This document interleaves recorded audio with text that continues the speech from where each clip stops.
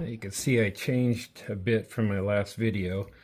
Not really liking where it's going. I put too much yellow on it. I could say that, all this yellow I meant to, and then I'm going to put white over it, and it gives a nice little luster underneath the white, and it does, but I didn't intend that. It's really just a matter of putting different colors on and going, ah, shit. Or, wow, that worked out well. That's pretty much it. So I'm just working it over with some white, and the watercolor underneath does bleed through. This is acrylic, so I put some thin white acrylic on,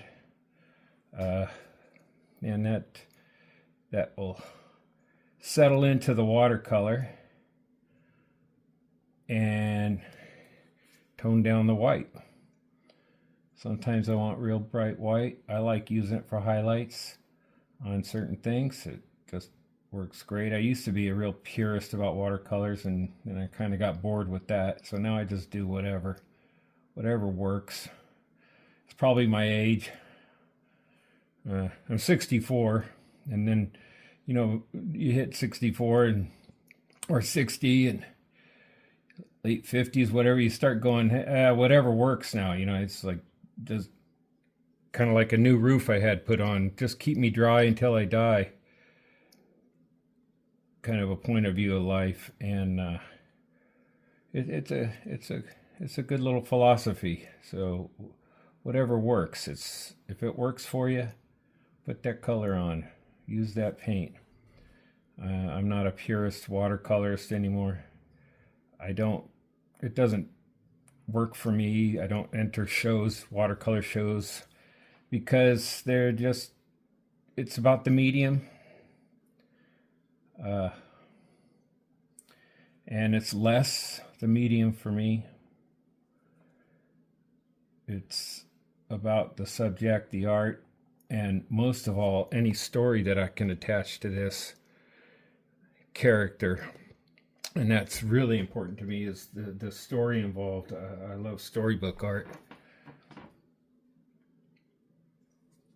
So yeah, a lot of this is still a big mess. I've been on it a long time, and I think I'll be on it for a little bit longer. I was hoping to finish it by tomorrow, but who knows?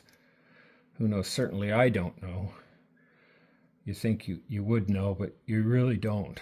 And I think working that unknown way is much more exciting, because something will happen that you didn't know was going to happen.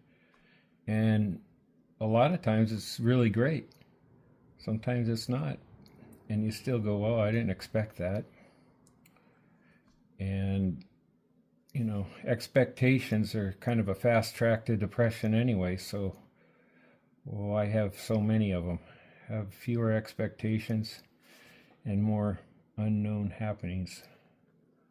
And I think you'll find more excitement in what you're doing, even if it doesn't turn out well. There's great lessons to be involved, that art you're engaged with. And sometimes things not turning out well is part of the wonders of life, part of the wonders of art. Not that we prefer it.